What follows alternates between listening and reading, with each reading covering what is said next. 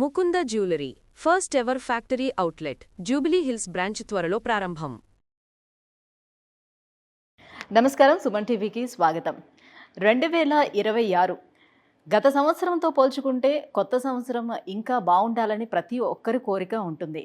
ఈ నవగ్రహాల సంచారం ఈ 2026లో ఎలా ఉంటుంది, ద్వాదశ రాశుల వారికి ఆ నవగ్రహాలు ఎటువంటి ఫలితాలను అందిస్తుంది, ఈ విషయాలన్నీ కూడా తెలియజేసేందుకు మనతో పాటు ఉన్నారు ప్రముఖ జ్యోతిష శాస్త్ర నిపుణులు కృష్ణ సుధీర్ గారు. మనతో పాటు ఉన్నారు. గురువు గారిని అడిగి ఈ 2026 ద్వాదశ రాశుల వారికి ఎలా ఉండబోతుందో తెలుసుకుందాం.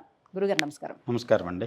గురుగారు, ద్వాదశ రాశుల గురించి తెలుసుకునే ముందు ఈ 2026 నవగ్రహాల సంచారం ఏ రకంగా ఉంది, ఎలాంటి ఫలితాలను ఇస్తుంది, 2025తో పోల్చుకుంటే 26 ఇంకా బెటర్గా ఉండబోతుందా? ముందుగా మీకు వీక్షకులందరికీ కూడా నూతన సంవత్సర శుభాకాంక్షలు. ధన్యవాదాలు. ఎందుకంటే అందరం కూడా కొత్త సంవత్సరం బాగుండాలని కోరుకోవటం సహజం. అదేవిధంగా మనకు ఉగాది నుంచి మన తెలుగు సంవత్సర పాలన, దాని తర్వాత రాజు ఎవరు, మంత్రి ఎవరు, నవగ్రహ రాజ్యంలో ఎవరి ఫలితాలు ఎలా ఉంటాయి. కానీ ఇప్పుడు ప్రపంచవ్యాప్తంగా ఒకే రకమైనటువంటి క్యాలెండర్ నడుస్తుంది. అంటే 10 రాడు మాట 10 ధరజల్లు. 10 మంది ఏ మార్గంలో నడిస్తే ఆ దారి రాజబాట అవుతుంది. దాని ప్రకారం ఏంటంటే 2026 సంవత్సరం 2025 సంవత్సరంతో పోలిస్తే 2026 సంవత్సరం కొన్ని కొత్త మార్పులకు నాంది అవుతుంది. ముఖ్యంగా రాజకీయ రంగంలో, ప్రపంచవ్యాప్తంగా రాజకీయ రంగంలో వచ్చే మార్పులు చాలా ప్రభావితం చూపెడతాయి. ముందుగా వచ్చేసేసి అసలు ఏ గ్రహాలు ఎక్కడెక్కడ ఉన్నాయి, ఎందుకు రాజకీయ రంగంలో మార్పులు వస్తాయి. ప్రపంచవ్యాప్తంగా ముందుగా ఆర్థికపరమైన సమస్యలు, ఆర్థిక మాంద్యం కానివ్వండి, ఆర్థికపరమైన అసమానతలు కానివ్వండి, ఆర్థికపరమైనటువంటి అల్లకల్లోలాలు కానివ్వండి, ప్రపంచవ్యాప్తంగా ఎదుర్కొనేటువంటి అవకాశం గురుడు కలిగిస్తున్నాడని చెప్పచ్చు. శని అంత్యరాశి అయినటువంటి మీనంలో ఉన్నాడు. మీనంలో ఉన్నటువంటి శని ప్రపంచంలో కొన్ని ప్రత్యేకమైనటువంటి పరిస్థితుల్లో కొన్ని దేశాలు కానివ్వండి, కొన్ని ప్రాంతాలు కానివ్వండి కనుమరుగైపోవచ్చు. అంటే సముద్రాల వల్ల కొన్ని ప్రాంతాలు మునిగిపోవచ్చు, లేదంటే వచ్చేసి కొన్ని ప్రాంతాల మీద వచ్చేసేసి యుద్ధాల వల్ల ఆ ప్రాంతంలో విపరీతమైన జననష్టం జరిగిపోయి ఆ దేశం వేరే దేశంలో కలిసిపోవటము, లేదంటే వచ్చి ఆ దేశంలో జనాభా లేని పరిస్థితుల్లో దేశాన్ని మొత్తాన్ని తుడిచిపెట్టేసే విధమైనటువంటి పరిస్థితుల వల్ల దేశం పూర్తిగా ప్రపంచ పటంలో కనుమరుగయ్యేటువంటి పరిస్థితులు కూడా 2026 సంవత్సరం ఇచ్చేటువంటి ఫలితం కింద చెప్పచ్చు. రాహు కుంభరాశిలో డిసెంబర్ 5 వరకు, కేతు అలానే వచ్చేసేసి మీకు సింహరాశిలో సంచారం చేస్తున్నాడు. ఇది జరుగుతున్నది. అలానే 2026 సంవత్సరం అర్ధరాత్రి జనవరి 1వ తేదీ 12 గంటల 1 నిమిషాన్ని ప్రామాణిక లగ్నం కింద తీసుకొని దాని ప్రకారం ఉన్న గ్రహస్థితిని మనం కనుక చూసుకుంటే 4 గ్రహాలు ఒక చోట కలిసి ఉన్నాయి. చాతుర్గ్రహ కూటమి, అది మంచి యోగం. ఎందుకంటే కుజుడు, రవి, శుక్రుడు, బుధుడు. అలాగనే వచ్చే సప్తమంలో శని, పంచమంలో షష్టమంలో రాహు ఉన్నాడు. అలాగనే వచ్చేసేసి మీకు చంద్రుడు ఉచ్ఛలో ఉన్నాడు. రవిచంద్రుడు షష్టాష్టక స్థితి, అది కూడా మంచి యోగం కింద చెప్పచ్చు. అంటే కొన్ని ప్రమాదాలు, నష్టాలు ఉన్నప్పటికీ కూడా ఇక కొత్తదైనటువంటి మార్గం వైపు పయనించడానికి పరిపాలనా వ్యవస్థ, కొత్తదైనటువంటి పరిపాలనా వ్యవస్థ కానివ్వండి, లేకుంటే పరిపాలనా సంబంధమైనటువంటి సమూలమైన మార్పులకు దోహదకారమైనటువంటి చర్యలు చేకూడబడతాయి ప్రపంచవ్యాప్తంగా ఈ సంవత్సరం అని చెప్పచ్చు. గురుగారు, మరి 2026 కర్కాటక రాశి వారికి నవగ్రహాల సంచారం, ముఖ్యంగా ఈ శని, రాహు, కేతువులు, గురువులు, వీళ్ళ సంచారం ఎలా ఉంది, ఎలాంటి ఫలితాలను ఇస్తున్నాయి వీరికి? కర్కాటక రాశి వారికి 2026 సంవత్సరం కొంతవరకు కష్టాన్ని, ఫలితాన్ని, స్వల్ప ఫలితాన్ని ఇస్తుందని చెప్పచ్చు. ముఖ్యంగా గురుడు వీళ్ళ రాశిలోకి వచ్చి వెనక్కి వెళ్ళాడు. డిసెంబర్ 5 నుంచి గురుడు వ్యయ సంచారం చేస్తున్నాడు. వ్యయం అవుతుంది కానివ్వండి, కన్స్ట్రక్టివ్ ఎక్స్పెండిచర్ అంటే అవసరమైనటువంటి వ్యయం. శుభకార్యాలు చేయొచ్చు, ఇంట్లో వివాహాల శుభకార్యాలు కానివ్వండి, లేదంటే వచ్చేసి కన్స్ట్రక్టివ్ యాక్టివిటీ ఏదో దానివల్ల అయ్యేటువంటి ఖర్చు కానివ్వండి ఉంటుంది. తర్వాత ఎంతో కాలం నుంచి మీకు ఆగిపోయినటువంటి ధనపరమైనటువంటి ఇబ్బందులు ఏమైనా ఉంటే అవి మళ్ళీ వీళ్ళకి అనుకూలమైనటువంటి వాతావరణంలో వీళ్ళకి లభించేటువంటి అవకాశం ఉంది. పెండింగ్ బిల్స్ ఏమన్నా ఉంటే వీళ్ళకి వచ్చేటువంటి అవకాశం. దాంతోపాటుగా శని వీళ్ళకి కొంతవరకు మంచి ఫలితాలను ఇస్తున్నాడు. భాగ్యస్థానంలో ఉండి సప్తమాధిపతి భాగ్యంలో ఉన్నాడు. అలానే వచ్చేసి ద్వితీయ స్థానంలో కేతు, అష్టమంలో రాహు, గురుడు వ్యయంలోనూ రాశిలోనూ ద్వితీయ స్థానంలో సంచారం చేస్తున్నాడు. సంవత్సరం చివరికి వీళ్ళకి మిగిలేది చాలా సంతృప్తి. చివరికి అక్టోబర్ కంటే కూడా నవంబర్, డిసెంబర్ 2 నెలలు చాలా మంచి గొప్ప ఫలితాన్ని ఇస్తున్నాయని చెప్పచ్చు. అయితే ఈ సంవత్సరం జలరాశులు పీడించబడుతున్నాయి. ముఖ్యంగా మీరు గమనించుకున్నట్లయితే ఈ సంవత్సరం భూతత్వ రాశులకు యోగం ఉంది. ఒక్కొక్క సంవత్సరం అధిపతిని బట్టి ఆ ఉన్నటువంటి దాన్ని బట్టి ఎలిమెంట్స్లో భూమి, వాయువు, జలం, అగ్ని ఈ 4.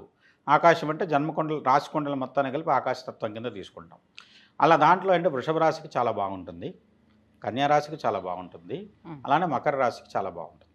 అలా ఉండేటువంటి భూతత్వ రాశుల్లో యోగం కనపడుతుంది. జలతత్వ రాశులు పీడలను ఉన్నాయి. అందువల్ల జలం వల్ల వచ్చే ప్రమాదాలు కానివ్వండి, జలతత్వ రాశులు కానీ కొంత ప్రమాదానికి గురయ్యే అవకాశం ఉంది. ఆరోగ్య భంగానికి సూచన ఉంది వీళ్ళకి ఈ సంవత్సరం.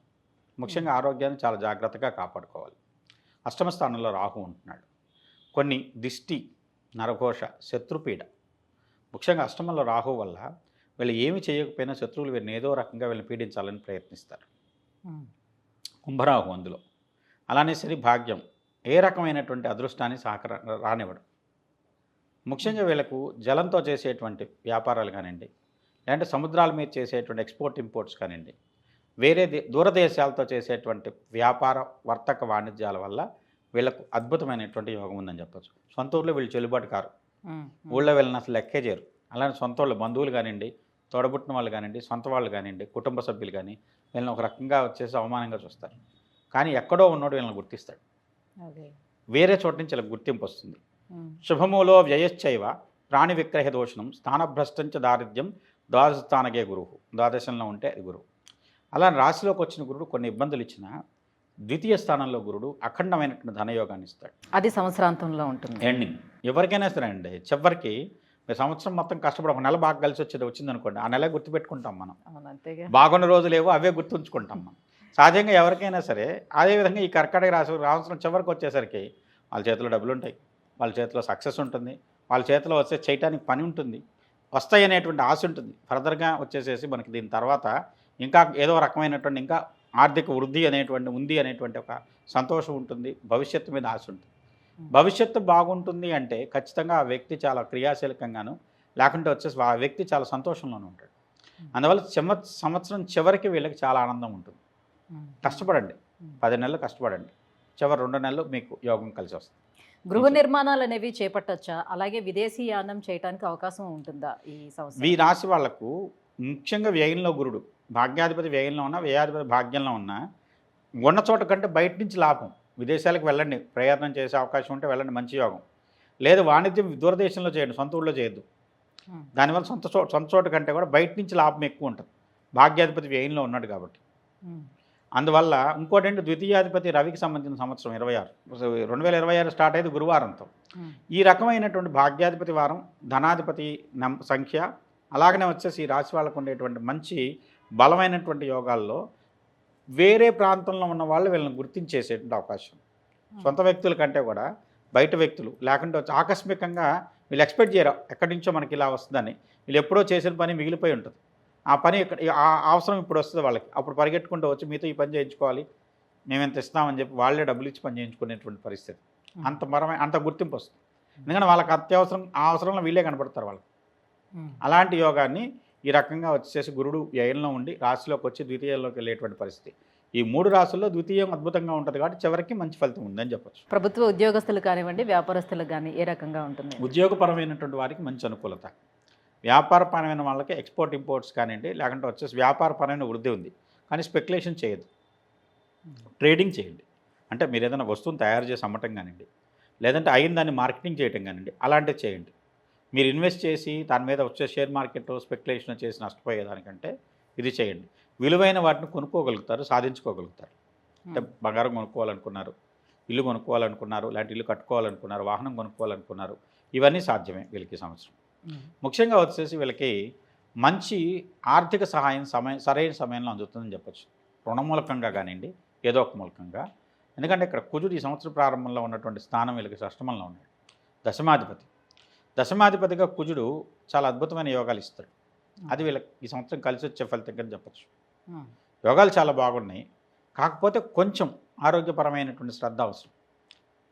ఆరోగ్యాన్ని కాపాడుకోవాల్సినటువంటి బాధ్యత మీ మీద ఉంది. శరీరాన్ని అతిగా కష్టపెట్టమాకండి. శరీరాన్ని కష్టపెడతారు, తప్పదు. అతిగా కష్టపెట్టమాకండి. తద్వారా వచ్చేసి శరీరం సరైన సమయానికి అది ఉపయోగించుకోలేని స్థితికి వెళ్ళే పరిస్థితికి తెచ్చుకోవద్దు. ఇంట్లో శుభ కార్యక్రమాలు చేపట్టే అవకాశం ఉంటుందా? వివాహ ప్రయత్నాలు ఏమైనా ఫలిస్తాయా? వీళ్ళకి కాదు కానివ్వండి, ఇంట్లో శుభకార్యాలు చేసుకోవడానికి మంచిది. సంతానానికి సంబంధించిన వివాహాలు కానివ్వండి, అంటే తోడబుట్టిన వాళ్ళకి కానివ్వండి, లేకుంటే ఇంట్లో పెద్దవాళ్ళకి ఏదన్నా వచ్చేసి కార్యక్రమాలు చేయాలనుకున్నా, గృహప్రవేశాలు కార్యక్రమాలు చేయాలనుకున్నా చేయగలుగుతారు. వీళ్ళ పరంగా వచ్చేసి వీళ్ళ వివాహానికైతే ఇది అనుకూలమైన సమయం కాదు. సంవత్సరం చివరికి కొంత అనుకూలమైన ఫలితాలు ఉంటాయి. ముఖ్యంగా ఏంటంటే గురుడు ఆర్థిక విషయాల్లో చాలా వరకు వీళ్ళని ప్రభావితం చేసేటువంటి పరిస్థితి కింద చెప్పచ్చు. అలానే రాహు అష్టమంలో ఉన్నాడు. అష్టమ రాహు కొంచెం మాయ చేస్తాడు వీళ్ళ విషయంలో. మాయ అనేది అనుకూలమైన మాయ. అంటే ఇప్పుడు సొంత వాళ్ళు ఉన్నారు, వాళ్ళు ఏదో చేద్దామని వీళ్ళు అనుకుంటారు, అక్కడి నుంచి రాదు, ఇంకో చోట నుంచి అనూహ్యంగా వస్తుంది. కాబట్టి అవ్వాల్సిన పని అవుతుంది కానీ ఇక్కడ వీళ్ళు ఎక్స్పెక్ట్ చేసిన చోట అవ్వదు. అందువల్ల ఇక్కడ అవ్వలేదని ఆశాభంగం ఉంటుంది, అక్కడ అనుకోని విధంగా కలిసి వచ్చిందని ఆశ్చర్యం ఉంటుంది. రెండూ ఉంటాయి. రెండింటి ద్వారా ఏంటంటే ఒక రకమైన డ్యూయల్ నేచరు, ఆ రకమైనటువంటి ద్వైస్థితి ఉంటుంది. దానివల్ల ఏంటంటే వీళ్ళు అక్కడ పొందలేనిది ఇక్కడ పొందగలుగుతారని చెప్పచ్చు. ఆ విధంగా కలిసి వచ్చేటువంటి అవకాశం. మరి ఇంకా ఎటువంటి పరిహారాలని పాటించుకోవాలంటారు వీళ్ళు చేయాల్సింది ముఖ్యంగా గురుడికి సంబంధించిన పరిహారం. గురుడికి సంబంధించిన పరిహారం ఖచ్చితంగా వీళ్ళు వచ్చేసి మంచి పుష్యరాగాన్ని ధరించండి, మంచి అనుకూలతలు ఉంటాయి. అది కూడా చాలామంది పుష్యరాగం పెట్టుకోలేకపోతారు. పచ్చి పసుపు కొమ్ముని ఒకరోజు ఆవు పాలలో నానబెట్టి దాన్ని ఎండబెట్టేసేసి దాన్ని మెడలో కానివ్వండి, చేతికి కానివ్వండి, దాన్ని సూదితో గుచ్చేసి దారానికి గుచ్చి ధరించండి. పుష్యరాగంలో పనిచేస్తుంది వీళ్ళకి ఈ సంవత్సరం వరకు. అలాంటిది చేయొచ్చు. పచ్చి పసుపు కొమ్ముని ఆవు పాలలో నానబెట్టండి. నానబెట్టి దాన్ని మళ్ళీ ఎండలో పెట్టి ఎండబెట్టిన తర్వాత ఆ పసుపు ఆవు పాలు రెండు కలిసినటువంటి స్థితిలో దానిలోంచి వచ్చేసి గుచ్చేసేసి ఒక దారానికి గుచ్చేసేసి దాన్ని చేతికి కానీ మెడలో కానీ ధరించండి. వీళ్ళకి మంచి ధనాకర్షణకి, వశీకరణానికి ఉపయోగపడేటువంటి రత్నంలాగా పనిచేస్తుంది. తద్వారా వీళ్ళకి మంచి ఫలితాలు ఉంటాయని చెప్పచ్చు. గురుడు అనుగ్రహం కావాలి. అలానే భాగ్యస్థానంలో శని ఉన్నాడు, అష్టమంలో రాహు ఉన్నాడు. అమ్మవారిని పూజించండి. అమ్మవారి శక్తి వీళ్ళకి బాగా అనుకూలమైనటువంటి ఫలితాలు ఇస్తుంది. అలానే శత్రువుల వల్ల కానివ్వండి, లేకుంటే వచ్చే ఒక రకమైన దిష్టి, నరఘోష, శత్రుపీడ ఉన్నది. శత్రునాశనం కోసం అమ్మవారికి సంబంధించినటువంటి పరిహారం చేయండి. చేసినట్టయితే మంచి యోగాలు దక్కుతాయని చెప్పచ్చు. గురుగారు, ఈ 2026 కర్కాటక రాశి వారికి ఎలా ఉండబోతుంది, అలాగే గురువు రాహు అనుగ్రహం కోసం ఎటువంటి పరిహారాలని పాటించాలి, ఈ విషయాన్ని తెలియజేసినందుకు ధన్యవాదాలు. నమస్కారం అండి.